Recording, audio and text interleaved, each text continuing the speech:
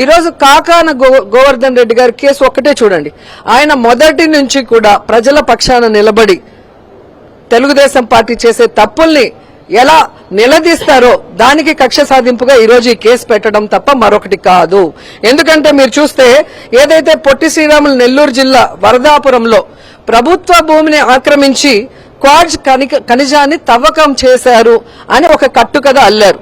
ఇది తెలుగుదేశం పార్టీ నాయకులు కార్యకర్తలు ఇచ్చిన దాని ప్రకారం ఒక కేసు పెట్టడం జరిగింది.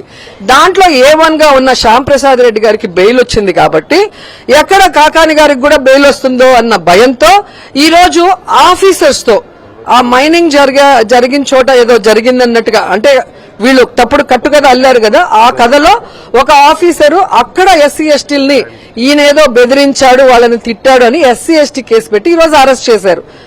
అంటే అక్రమ కేసు కూడా సిగ్గుపడే విధంగా అక్రమ కేసుల్లో పరాకాష్ట ఈ కేసు. అలాగే పిన్నెల రామకృష్ణ గారి మీద ఇప్పుడు ఒక కేసు ఫైల్ చేశారు. అది ఇంకా ఘోరమైంది.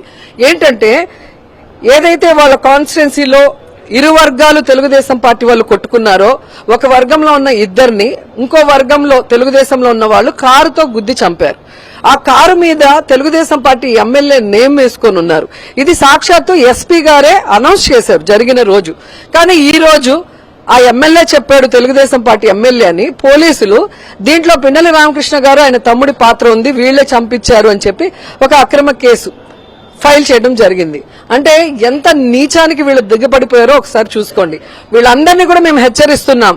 ఏదైతే వైఎస్ఆర్ కాంగ్రెస్ పార్టీ వాళ్ళ మీద, కార్యకర్తలు గాని నాయకుల మీద మీరు పెడుతున్న రెడ్ బుక్ రాజ్యాంగం ప్రకారం తప్పుడు కేసులో వీటన్నిటిని కూడా అంబేద్కర్ గారి రాజ్యాంగం ప్రకారం వారికి శిక్ష పడే విధంగా చేస్తాం. మా కార్యకర్తల్ని మేము కాపాడుకుంటామని కూడా ఈ